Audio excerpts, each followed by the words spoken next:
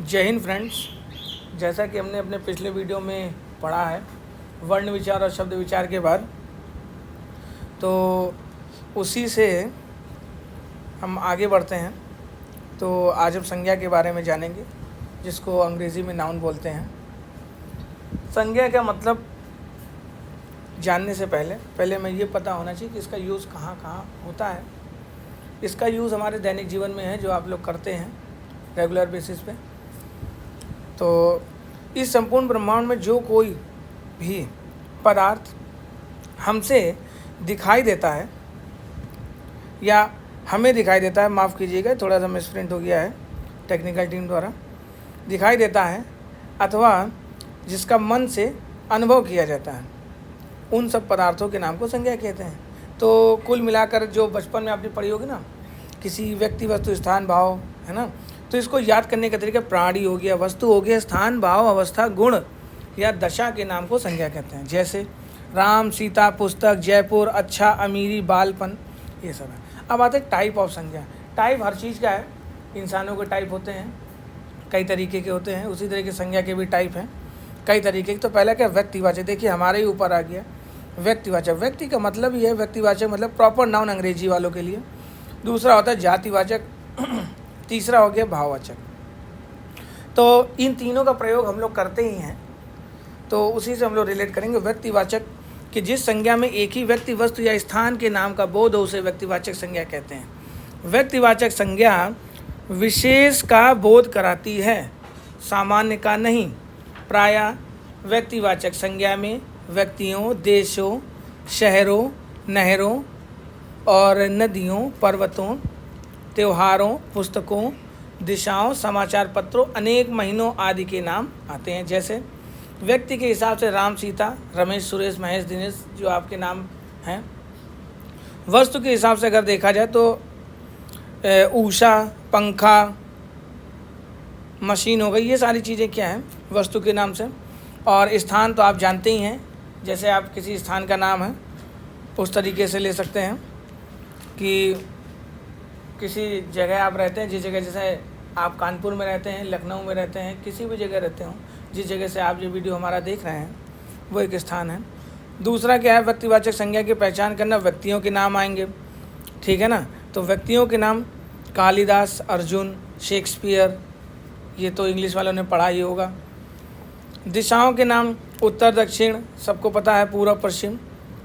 और देशों के नाम तो आप जानते ही हैं, हमारा भारत देश बहुत ही प्यारा देश है।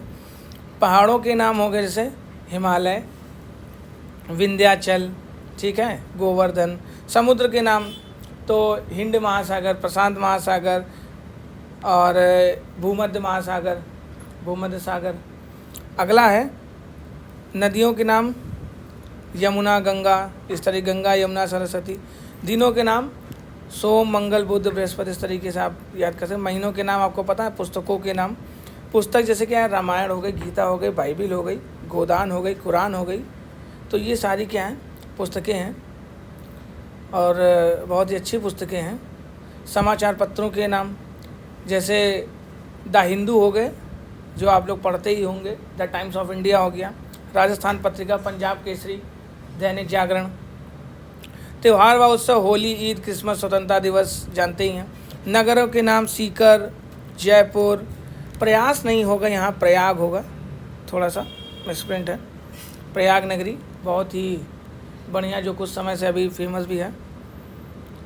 और सड़कों, चौकों के नाम जीटी रोड जैसे लाल चौक। ऐतिहासिक युद्ध के नाम जैसे पानीपत, हल्दी घाटी का युद्ध, महाराणा प्रताप वाला आपको याद होगा। अगला है राष्ट्रीय जातियों के नाम, तो क्या, पाकिस्तानी, नेपाली, भूटानी, इस तरीके के ये राष्ट्रीय जातियाँ हैं। अब आते हैं जातिवाचक। जातिवाचक संज्ञा जानने से पहले एक बार व्यक्तिवाचक आपको रिमाइंड करना पड़ेगा कि व्यक्तिवाचक में मतलब क्या है। प्रॉपर नाउन के बारे में ही बताया जाता है, तो किसी आप समझ गए होंगे किसके बारे में, तो ये रिवाइज करने के लिए। फिर आते हैं जातिवाचक संज्ञा। जातिवाचक संज्ञा, संज्ञा शब्द के किसी जाति के संपूर्ण प्राणियों, वस्तुओं, स्थानों आदि का बोध होता है, तो उसे जातिवाचक संज्ञा कहते हैं। तो क्या आपने की पॉइंट इसमें पकड़ा? संपूर्ण प्राणियों, वस्तुओं, स्थानों आदि का बोध होता है किसी जाति के, ठीक है ना। इसका हम अपनी जाति से नहीं लेंगे। जाति का मतलब एक समूह है, काइंड ऑफ। जैसे आपने बोला प्राणी या गाय, आदमी, पुस्तक, नदी, पूरी जाति का बोध कराते हैं, इसलिए जातिवाचक संज्ञा कहलाते हैं। प्रायः जातिवाचक संज्ञा में वस्तुओं, पशुओं, फल फूल, धातुओं, व्यवसाय संबंधी व्यक्तियों, नगर, शहर, गांव, परिवार, भीड़ जैसे समूह वाचक शब्दों का प्रयोग होता है।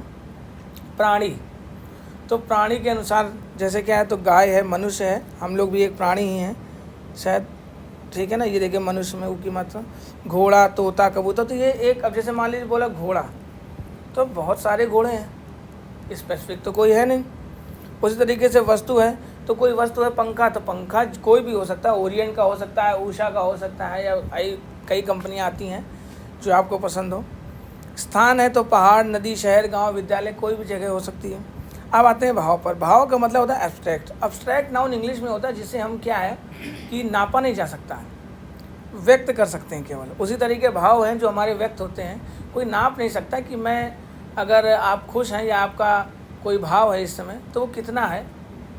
जैसे कि टेम्परेचर नापा जा सकता है, लेकिन वो नहीं नापा जा सकता है कि आपका भाव इस समय क्या है।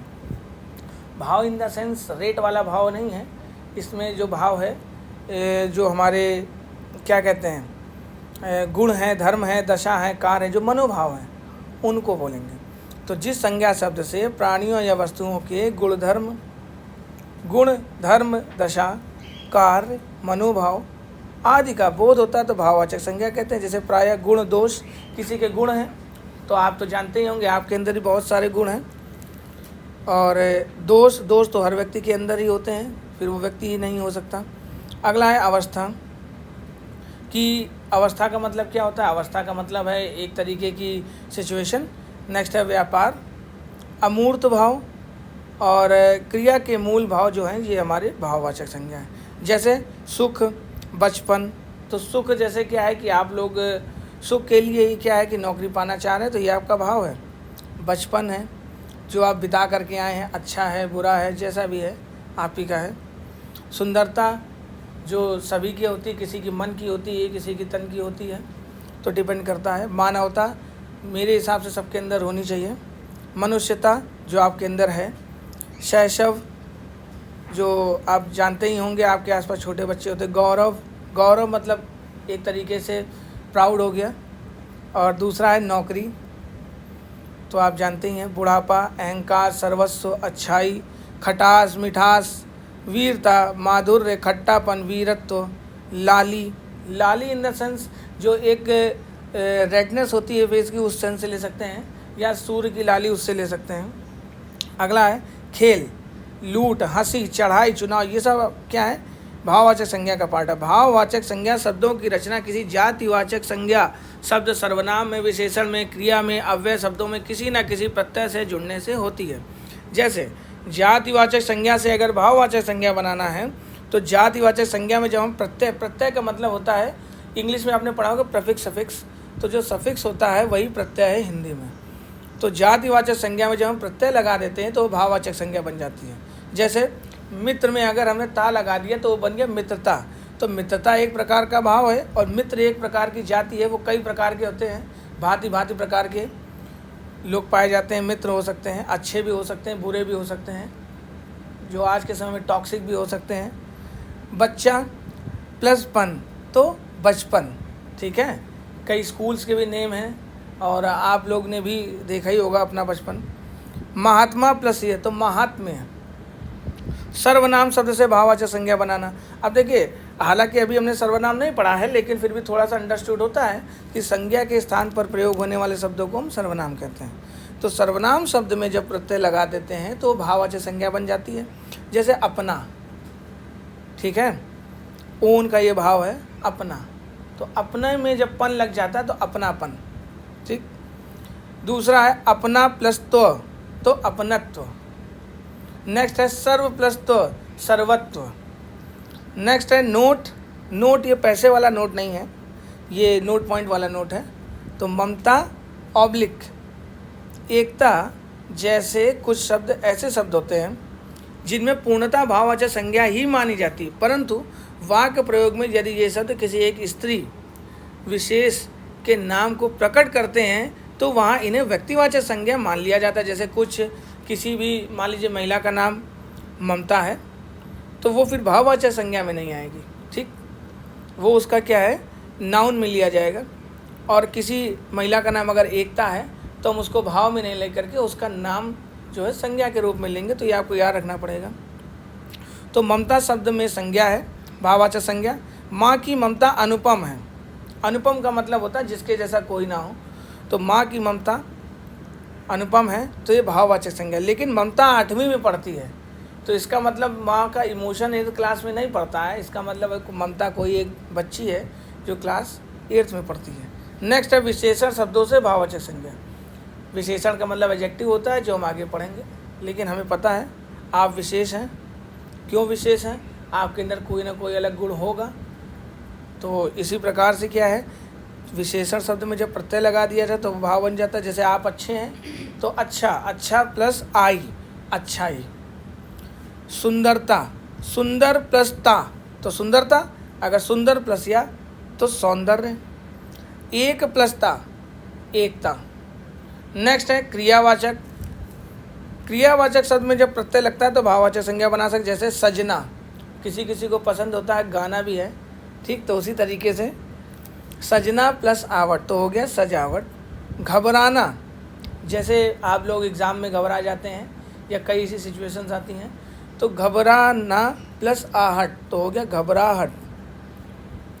मिलना प्लस आवट तो हो गया मिलावट, ठीक, जो दूध वाला करता है ज़्यादातर, सभी नहीं करते हैं, कुछ बहुत। अगला क्या है, मिलना प्लस आप तो मिलाप। संज्ञा के अन्य भेद पढ़ते हैं तो अंग्रेजी व्याकरण में संज्ञा के 5 भेद माने गए। अब देखिए ये व्याकरण में 5 माने गए हैं, ठीक है ना, और हमने यहाँ पर कितने पढ़े हैं, 3। तो हिंदी के हिसाब से अगर देखा जाए, ये देखिए, तो संज्ञा तो मुख्यतः 3 ही भेद हैं।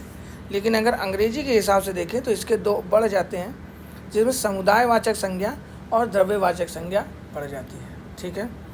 समुदायवाचक को हम लोग बोलते हैं कलेक्टिव। समुदाय का मतलब ये कलेक्शन ऑफ अ पीपल, तो वो समुदाय होता है, तो ये कलेक्टिव नाउन है। तो जिन संज्ञा शब्दों में व्यक्तियों, वस्तुओं आदि के समूह का बोध होता है, नाम से ही पता है, तो वो समूहवाचक संज्ञा है। जैसे व्यक्तियों का समूह, जैसे भीड़ है, किसी को पीट देती है तो जो भीड़ है तो वो कलेक्टिव नाउन है। कक्षा यानी क्लास, जिस स्कूल में आप पढ़े होंगे कभी या पढ़ते हैं, तो वो भी एक क्या है, कलेक्शन ऑफ स्टूडेंट है। दूसरा है सभा, आप भविष्य में कभी नेता बनते हैं या आप किसी जनसभा में जाते हैं तो भी कलेक्शन है। सेना, कुछ लोग सेना में जाएंगे और देश की सेवा करते हैं तो कलेक्शन ऑफ, एक तरीके से सिपाही जो होते हैं उनको बोल सकते हैं। सम्मेलन, सम्मेलन आप जानते हैं, लोगों का मिलन होता है वहाँ पर। मिलन होने का मतलब ये नहीं है कि किसी तरीके का मिलन, जैसे क्या है, गेट टुगेदर अरेंज करी जाती है तो उसको सम्मेलन बोलते हैं। ये किसी समुदाय का भी हो सकता है, अलग अलग जाति विशेष के हिसाब से बटे हो सकते हैं, या एक धर्म के हिसाब से, या एक देश के हिसाब से, किसी भी तरीके से आप कर सकते हैं, यह आपका अपना अधिकार है। गिरोह, गिरोह तो आप जानते हैं, जो चोर पकड़े जाते हैं तो इनका गिरोह होता है गैंग। मोबाइल चोरों का, चैन स्नेचरों का, तो उसी को गिरोह। अगला जत्था, जत्था भी एक काइंड ऑफ ग्रुप है। गोष्ठी, मंडली, टीम, टीम तो जानते ही होंगे, और दल, वृंद। वस्तुओं का समूह, तो वस्तुओं का समूह गुच्छा, फूलों का समूह जो होता है वो गुच्छा होता है। मंडल आप जानते ही हैं, झुंड, झुंड जानते ही हैं, इकट्ठे कई जानवरों का एक साथ, और ढेर, ढेर सारा। कुंज, आगार, तो ये सारी चीज़ें क्या है, ये हो गया आपका कलेक्शन नाउन यानी समुदायवाचक या समूहवाचक। अगला द्रव्यवाचक। द्रव्य का मतलब है यहाँ पे द्रव से नहीं है, ये द्रव्य का मतलब मटेरियल से है, लिक्विड वाला द्रव्य नहीं है, आप कंफ्यूज मत होइएगा। तो यहाँ पर जो है ये मटेरियल वाला नाउन है। अब मटेरियल में तेल, चांदी, सोना, चावल, घी, पीतल, गेहूँ, कोयला, लकड़ी, ये सारी चीज़ें। संज्ञा शब्दों में किसी धातु, द्रव्य आदि पदार्थ का बोध हो उन्हें द्रव्यवाचक संज्ञा कहते हैं, ठीक है। अब नोट पॉइंट पे आ जाते हैं जो आप लोग को बहुत पसंद होगा, नोट सभी को पसंद होता है। संज्ञा के दोनों उपरोक्त भेद जातिवाचक संज्ञा के ही उपभेद माने गए हैं। फिर से समझिएगा, संज्ञा के दोनों उपरोक्त भेद जातिवाचक संज्ञा से ही उपभेद माने गए। मतलब ये दोनों जो हैं ये जातिवाचक संज्ञा से ही कैटेगराइज हुए हैं। समझ आया आपको। अतः परीक्षा के उक्त विकल्प नहीं होने पर इन शब्दों में जातिवाचक संज्ञा ही मानी जाएगी। मान लीजिए अगर आपको द्रव्यवाचक संज्ञा और समुदायवाचक संज्ञा का ऑप्शन नहीं दिया गया है तो आप उसको जातिवाचक संज्ञा ही मानेंगे। समझ आया? इतना समझ आया? आगे बढ़े। ठीक है। सभा शब्द में संज्ञा जो है, तो अब सभा शब्द में कौन सी संज्ञा है? तो इसमें जातिवाचक संज्ञा है। समझ आया आपको? अगला है, चूंकि इस प्रश्न के विकल्पों में समुदायवाचक संज्ञा विकल्प उपलब्ध नहीं है, अतः ऐसी स्थिति में जातिवाचक संज्ञा वाले विकल्प को सही उत्तर माना जाएगा। अगला देखिए, सभा शब्द में संज्ञा, फिर से इसमें व्यक्तिवाचक, जातिवाचक, भाववाचक, समुदायवाचक। तो जब समुदायवाचक दिया होगा तो हम आंसर क्या लगाएंगे? समुदायवाचक लगाएंगे। इतना समझ आया आपको? ठीक है। विशेष नियम पे आते हैं। व्यक्तिवाचक संज्ञा के कुछ शब्द ऐसे होते हैं जिनका वाक्य में प्रयोग कर दिए जाने पर अपने गुणों या विशेषताओं को प्रकट करने लग जाते हैं। ऐसे शब्दों में वहाँ जातिवाचक संज्ञा मान ली जाती है। जैसे मूलतः व्यक्तिवाचक संज्ञा शब्द वाक्य प्रयोग में जातिवाचक संज्ञा, ठीक। तो जैसे कश्मीर, उदयपुर राजस्थान का, जैसे उदयपुर राजस्थान का कश्मीर है, तो इसका मतलब ये नहीं ये एक्चुअल कश्मीर है, ठीक है ना। तो उदयपुर को एक मतलब एग्जाम्पल के तौर पर लिया गया है और कश्मीर से तुलना की गई है। इसका मतलब ये नहीं है कि ये प्रॉपर वाला कश्मीर हो गया। तो कहने का मतलब कि व्यक्तिवाचक संज्ञा के कुछ ऐसे शब्द होते हैं जिनका वाक्य में प्रयोग करके कर दिए जाने पर अपने गुणों या विशेषताओं को प्रकट करने लगते हैं, ठीक है। तो उसी प्रकार से क्या, सीता सावित्री, तो भारत में आज भी घर घर में सीता सावित्री पाई जाती है और ये बात बिल्कुल सही है। घर घर में सीता सावित्री पाई जाती हैं। तो हमेशा अपने आसपास महिलाओं का सम्मान करें, शुरुआत अपने ही घर से करें। तो इस चीज़ का आपको बहुत ध्यान देना है। गंगा, अरे राधा तो गंगा है, अर्थात राधा गंगा के समान पवित्र है। इज़ नॉट अ मतलब फ्लोइंग ऑफ वाटर। गंगा जो है, गंगा के तरीके वो बह नहीं रही है राधा कि कहीं भी बह रही है। कहने का मतलब है कि गंगा जो है, तो मतलब राधा जो है गंगा के समान पवित्र है। अगला क्या है, जातिवाचक संज्ञा के कुछ शब्द ऐसे होते हैं जो वाक्य में प्रयुक्त किए जाने पर एक व्यक्ति विशेष के अर्थ को प्रकट करने लग जाते हैं। तो वहाँ उन शब्द में या शब्दों में व्यक्तिवाचक संज्ञा मान ली जाती है। जैसे नेताजी ने आज़ाद हिंद फौज का गठन किया, तो नेताजी, तो ये क्या है कि जातिवाचक संज्ञा के कुछ शब्द ऐसे होते हैं जो वाक्य में प्रयुक्त किए जाने पर एक व्यक्ति विशेष के अर्थ को प्रकट करने लग जाते हैं। तो नेताजी आप जब भी बोलेंगे तो आपके दिमाग में कोई नेता नहीं आएगा। नेताजी जब भी बोला जाता है तो हमारे दिमाग में सिर्फ एक ही व्यक्ति आता है, नेताजी सुभाष चंद्र बोस। अगला आता है, राजस्थान के एकीकरण में सरदार के योगदान को भुलाया जा सकता है। सरदार का मतलब यहाँ सिख समुदाय से नहीं है, सरदार का मतलब यहाँ सरदार वल्लभ भाई पटेल से है, जिनको सरदार की उपाधि बारदौली सत्याग्रह के बाद महिलाओं ने दी थी। समझ आया? आपने पढ़ा ही होगा। अगला क्या है, गांधी जी सत्य अहिंसा के पुजारी थे। तो गांधी जी से कोई भी गांधी से मतलब नहीं है। उसमें गांधी से मतलब है कि एक ही व्यक्ति हमारे सामने आता है जो हमारे राष्ट्रपिता हैं। तो महात्मा गांधी हमारे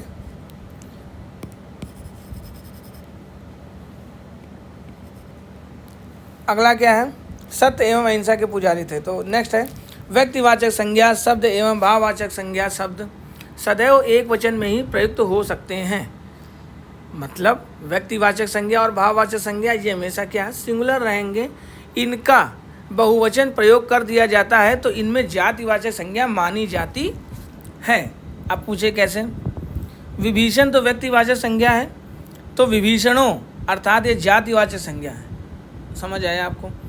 दूरी तो दूरियां, गाना भी है जैसे दूरियां, तो उसी तरीके से चोरी चोरियां, तो ये जातिवाचक। प्रार्थना प्रार्थनाएं।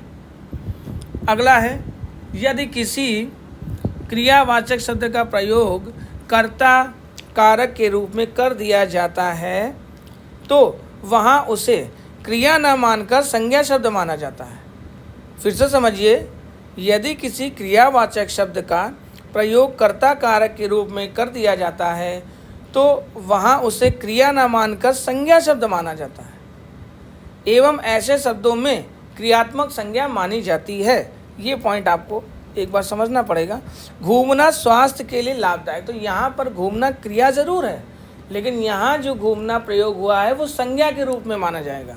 अगला है दौड़ना एक अच्छा व्यायाम है, ठीक है, उसी प्रकार से पीना एक बुरी आदत है। ठीक, तो मैं आशा करता हूँ कि जो मैंने आपको समझाया आपको समझ आया होगा। अगर किसी भी प्रकार की त्रुटि है तो उसके लिए क्षमा चाहूँगा, और अगर किसी भी प्रश्न में या मान लीजिए किसी भी पॉइंट में आपको कोई दिक्कत है तो आप कमेंट बॉक्स में मैसेज कर सकते हैं, आपको प्रॉपर रिप्लाई मिलेगा। तो मिलते हैं अगली क्लास में, तब तक के लिए नमस्कार और जय हिंद।